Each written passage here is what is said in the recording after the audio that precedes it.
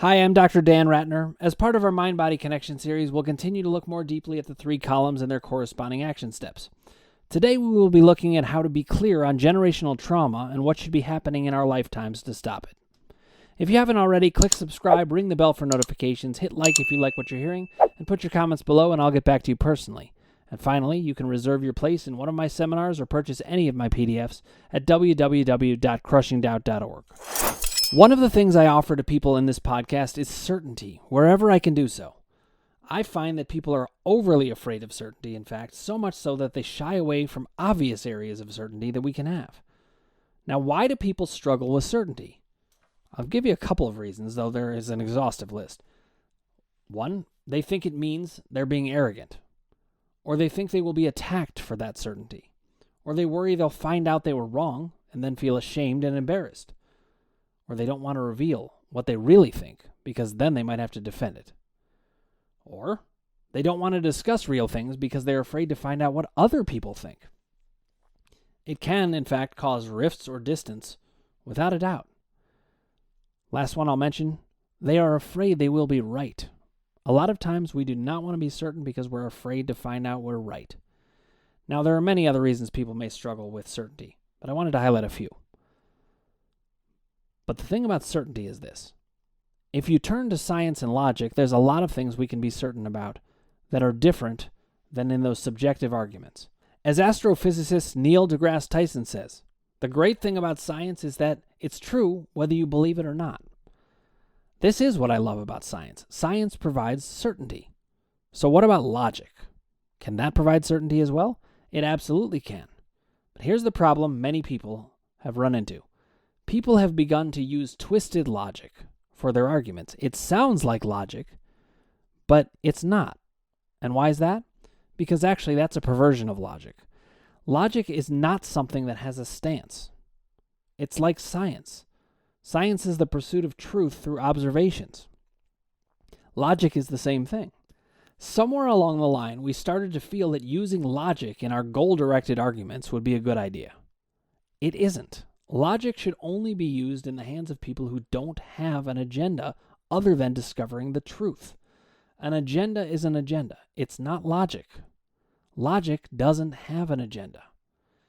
Here's a great and important example of that fact and how we could be absolutely certain about a piece of logic that could open many doors for us in terms of emotional peace. Generational trauma.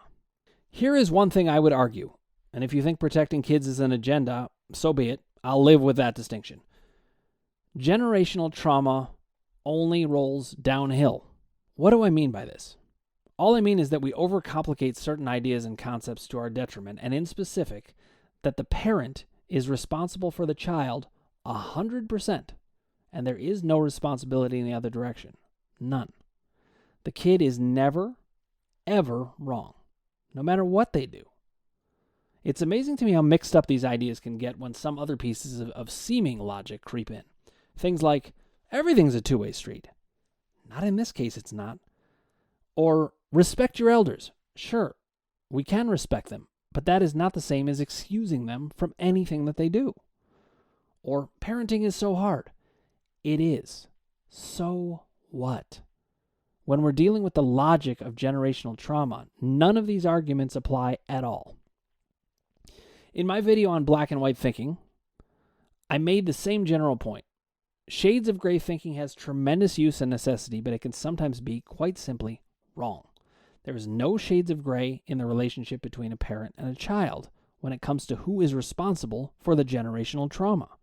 And here is why. It's simple logic. The child had no opportunity to choose this life. The parent chose it. We can feel empathy for the parent for how hard it is to have that responsibility. And some didn't even mean to make that choice. But how is this the kid's problem? It isn't. There's only one way to stop generational trauma. The buck has to stop somewhere, and it has to stop with the parent. The flow of time only moves downward. The kid is influenced by the parent, not the other way around. That's logic. It's facts. It's not attached to an agenda. It's just the facts. If you're going to be a truly good parent, however hard it might be, you should be working to stop generational trauma at every stage that you can and in every way that you can. So what is generational trauma? It is the passing on of both big and little traumas to the next generation through, at best, less than ideal behavior or interactions, and at worst, enacting major traumas on the child that the now adult person experienced themselves. It can be obvious, things like sexual abuse, physical abuse, emotional abuse, abandonment, negligence, hiding major secrets, affairs, etc. There's so many of them. Or it can have varying degrees of subtlety, lack of recognition, not listening, not seeing the child, controlling them away from what they want, favoritism, various forms of gaslighting such as denial of obvious reality, invalidation of any kind, sexism or racism, which can also be blatant, and more. It can also come from tragedy in the global or personal spheres and the scarring people can have from this.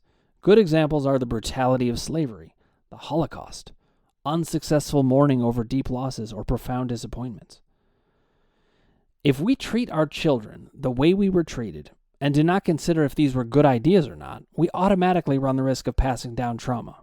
In fact, we will pass down some. The job of a parent is to ask, why am I going to make this choice that my kid has to live with? Because make no mistake, whether this is a lot of pressure or not, the choices you make are ones your kids have to live with.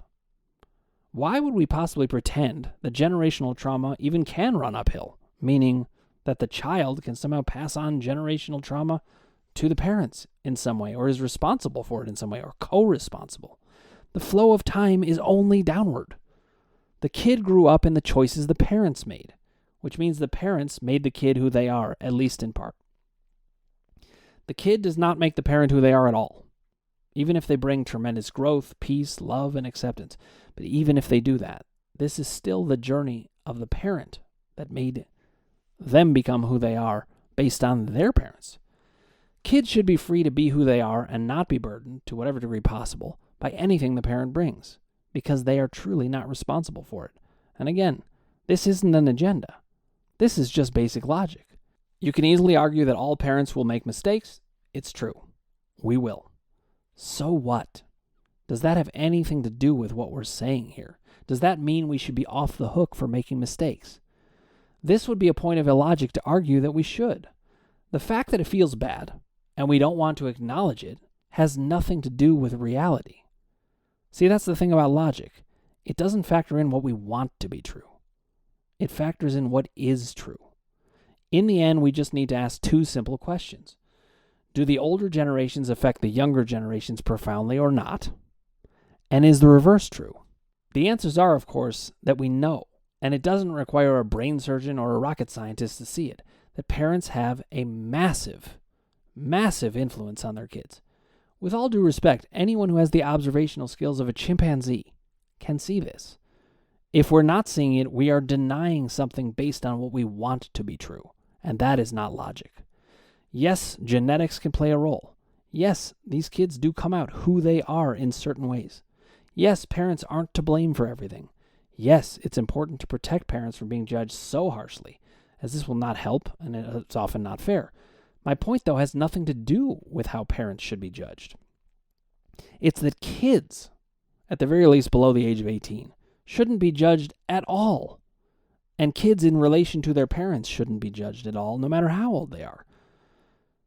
Kids below the age of 18, their brains aren't even fully matured. And this is why we don't even charge them with adult crimes. It is illogical for a parent to argue, my kid does this to me.